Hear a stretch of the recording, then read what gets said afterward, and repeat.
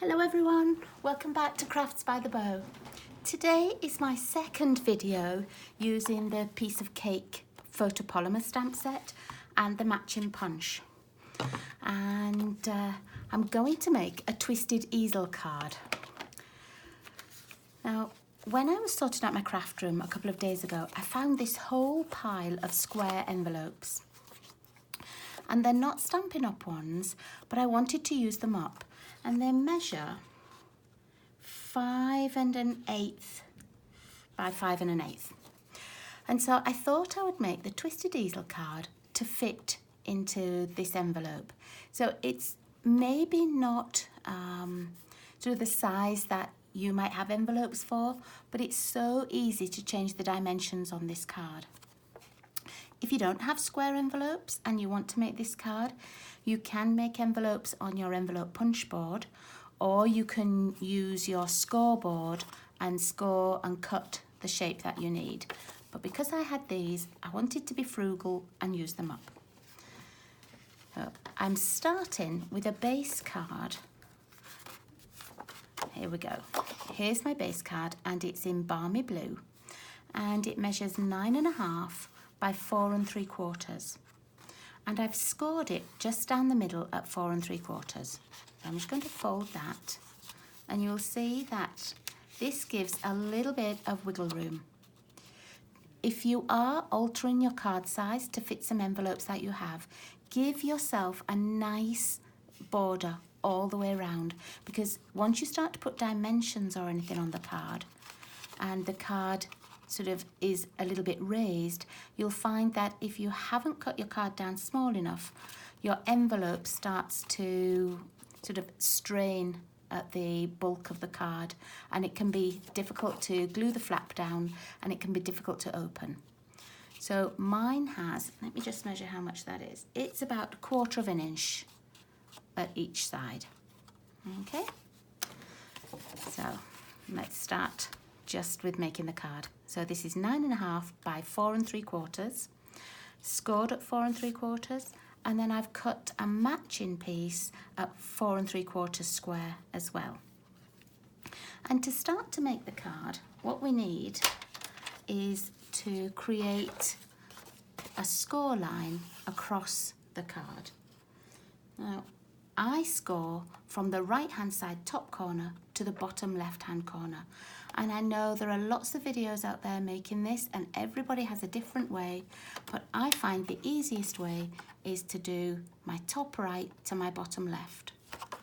So I'm just going to put it into my scorer and I'm going to make sure that this top corner is in the score track and that this bottom corner next to the fold is in the track. If you don't have a trimmer with a scoreboard on, you can do this with a ruler. Let me just show you. So you can use the ruler and you can go corner to corner and score with your scoring, with your bone folder or a scoring knife. But I'm just doing mine in the trimmer because it's easier. So, whoops. So top right hand corner to bottom left hand corner. I'm just going to offer it up again and make sure that I've got each of those pieces in. I'm moving the cutting blade out of the way and I'm just going to score. Let's pop that out of the way. Okay, so then you can fold your score line and you end up with a card that will go like this. Okay. Now, the second piece that you cut is actually going to fit onto here, like this. So it will become the front piece of your card, but it will still fold flat to go back into your envelope. Okay, so let's decorate this piece first before we put the card together. So this is the piece that's 4 3/4 by 4 3/4, and it's going to be the front. I've cut some of the Sail Away DSP and I've cut 2 different pieces, and these need to be cut at 4.5 by 4.5. One is going to go on the front and one is going to go on the inside of the card. So I've got my front one and I'm just going to attach this. And I'm using fast fuse, but as always, you just use whichever glue works for you. Tombow is a pretty good one for attaching paper to card. And it also gives you a little bit of wriggle room, so that if you don't have it quite straight to start with Tombow, you can move it around slightly. Okay, and then we need to make the front of the card. So what I'm using is the cake stand and the happy birthday part of the cake and the candles. And I'm also using this little sentiment, count the good times, not the candles. Let me just move my envelopes out of the way and then I can reach all my other things. Okay. I've also used my layering squares. And I'll show you. These come with the plain square and a scalloped square as well, and I'm using both the scallops and the plain squares. And what I've done is, this is what I'm aiming for. I've used I think I used the second largest square. Let's check. Yep. So I've used the second largest square and the largest of the scallops, and I've cut the scallop out with the balmy blue.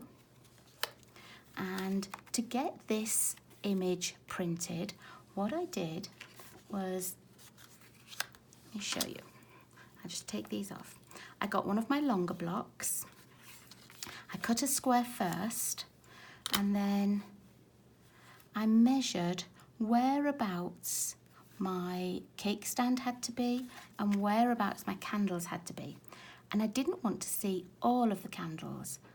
So I just put it on here, like you would if you had a stamparatus. This is the way that you line things up there as well. So I lined those two things up and I put my block on top of them. So I know that that's the perfect alignment for my size square. And then using my smoky slate, I inked them up and I just stamped them. I only really need one of them, but I wanted to stamp two just in case. And then I got that second largest square. I just measured this up where I wanted it, ran it through the Big Shot so that this is how I made this image. Okay, now I am going to colour a little bit in on the image, and I'll start to do that now while I'm still talking. So I'm going to colour, let's see, what colour shall I do the cake stand? I might just do it, sort of add an extra colour in. Let's see, we've got the Night of Navy and we've got this balmy blue. But I might just put a different colour in. I think I'm just going to use like the light crumb cake, because I don't want a colour to compete with my other colours, but I want it to look slightly different. You could do this in like just the slate grey and it would look almost like a silver cake stand if you wanted. Oh, I don't know why I'm colouring this one, because I haven't cut this one out. But let's colour it anyway. It will be practice for me. Okay, now let's colour the one I meant to colour. There we go.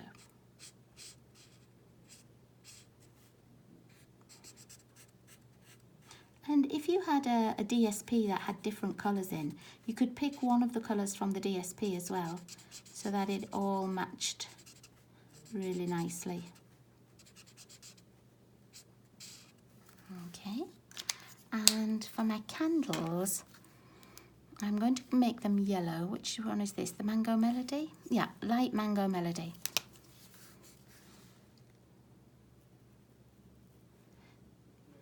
As I say, just to add a little bit of an extra colour. I have to colour these with the fine nib end because they're very, very narrow. I'm just colouring the flames as well. There we go. Okay, just put my book away. There we are. So now I'm just going to attach this to here. And I know you're thinking, where's the cake? Has she forgotten the cake today? But No, I haven't forgotten the cake.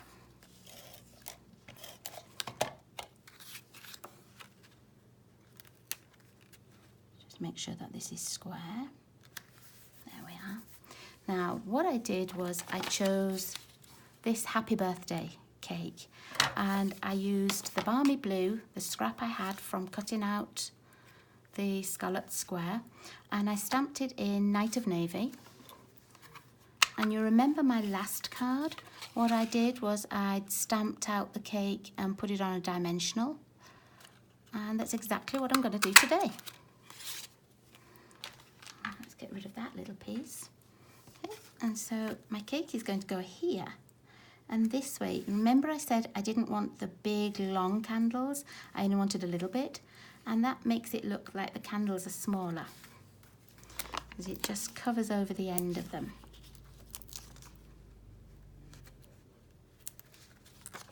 There we are. Take these little pieces off the back.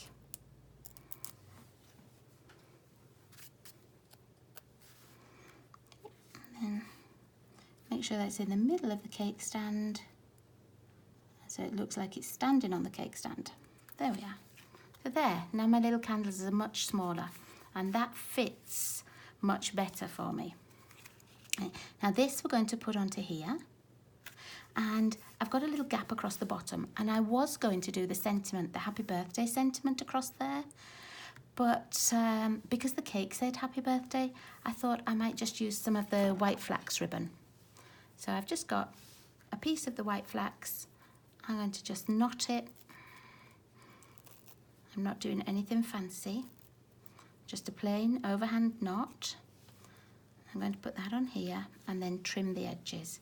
And I'm going to attach that with a glue dot, I think, or a couple of glue dots. Let's find my little pokey tool. I'm going to pop 2 on the back. I think 2 will hold it. We don't need more than 2, unless you need the sides of the ribbon or the flax to be held down. Let me just make sure I'm getting this in the middle. I'm just going to measure on here. 1, 2, 3, 4, 5, 6, 7, 8, 9, 10. 1, 2, 3, 4, 5, 6, 7, 8, 9. No, that's not in the middle, you see. I've had it all cockeyed then. So now I can just follow that black line on my grid paper and make sure the knot's in the middle at least. And you can see how at the moment my flax ribbon is sticking up. I'm going to put another little glue dot halfway along each piece, and that way it won't stick up.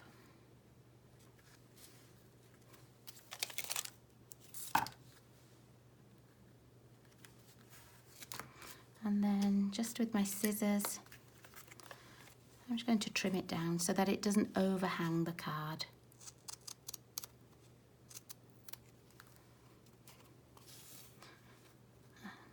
Let's see, I'm actually going to make the angles the same and go the same way. Just have to make sure that I get the ribbon equal. Oh, that didn't look very straight, did it?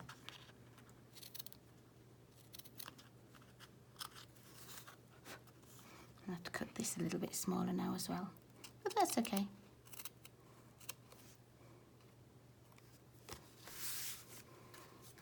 There.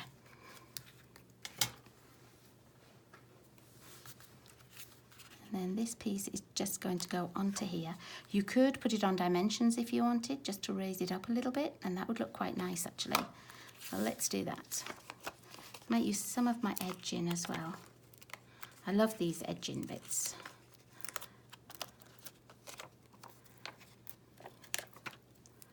Let's pop this across.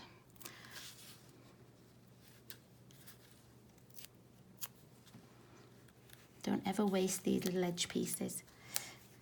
They come in handy for so many things. Let's pop a little bit up there and have a little bit at the bottom as well.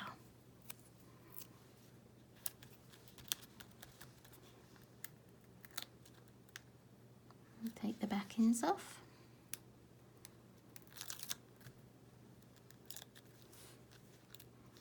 My husband's on the phone with my daughter right now. My daughter lives in Ontario and it's Father's Day here, so I can hear them on the phone talking about baseball and all sorts. Let me line this up again, just the same way as I did last time. 1, 2, 3, 4, 5, 6, 7, 8, 9, and I know it was 9.5. There. Okay, let's pop that on there. That's nice and straight. Okay, now we've got one more little bit of stamping to do. And what I did was I've made just the smallest, actually I think it might have been the second smallest. Was it this one? No, it was the second smallest square that I used. And I used this sentiment, the count the good times, not the candles, and I stamped it in Night of Navy, but I found it looked a little bit too dark. And because the writing is small, my eyes, when I look at things like that, it all seems to jumble together a little bit. So I stamped off the Night of Navy, and so this is the second generation stamping. And I did the same with the candles, with the smoky slate. I stamped off and then cut my little square out, and I also took one of the scalloped squares, so it's going to fit on like that, and that's going to be our stopper for the inside of the cake. I wish it was for the inside of the cake, for the inside of the card. So I'm just going to colour those candles again.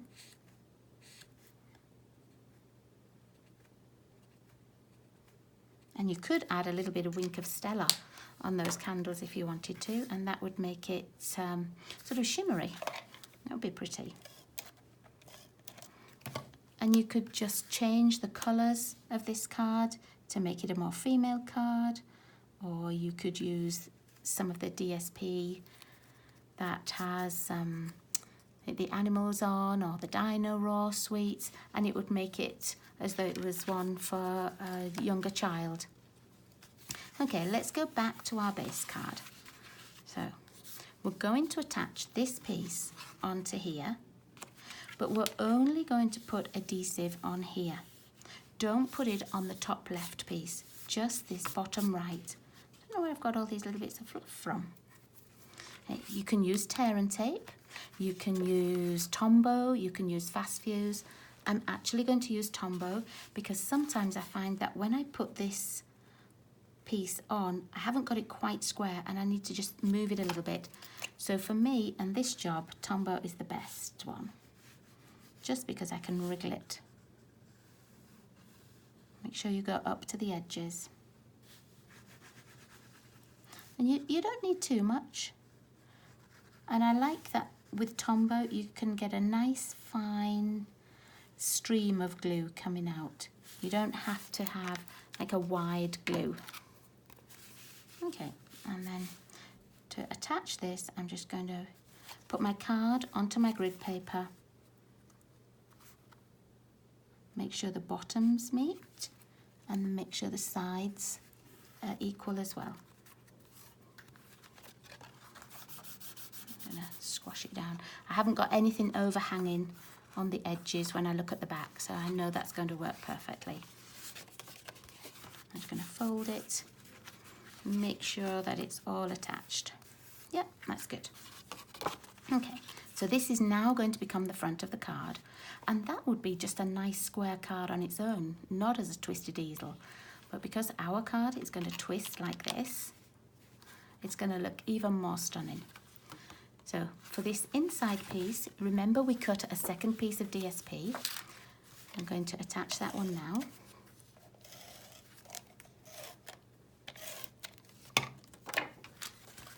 Let me see which way I want these to run. I'm just going to have them top to bottom.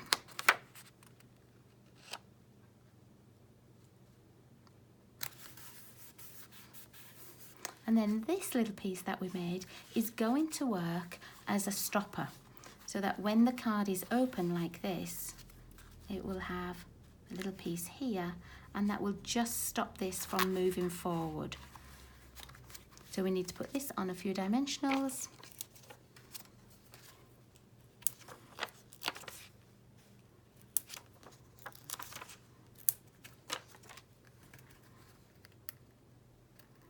And this will just work perfectly as a stopper. So work out how high you want your card to stand and how far back you want it to go. I think mine's going to look good like that. So then I'm going to put the stopper on, and I'm going to, I hope you can see, I'm going to move it right up to the edge of the card, stick it on like that, and then that's it. When the recipient opens the card, they'll think, okay, look, it will stand up like that, and it stands up perfectly. Now, to put a sentiment on here, what I've seen some people do is write on the inside here, but what I'm going to do is put a piece of white card on the back here. So let me cut a piece of white card, because I haven't cut it already. Okay, and I'm going to cut it the same size as I cut the DSP, so that I've got that nice little border all the way around. So I just need it 4.5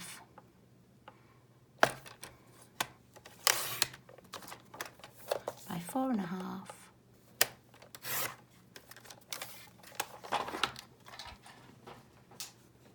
And I'm just going to attach it to the back. You could stamp an image on the back if you want to.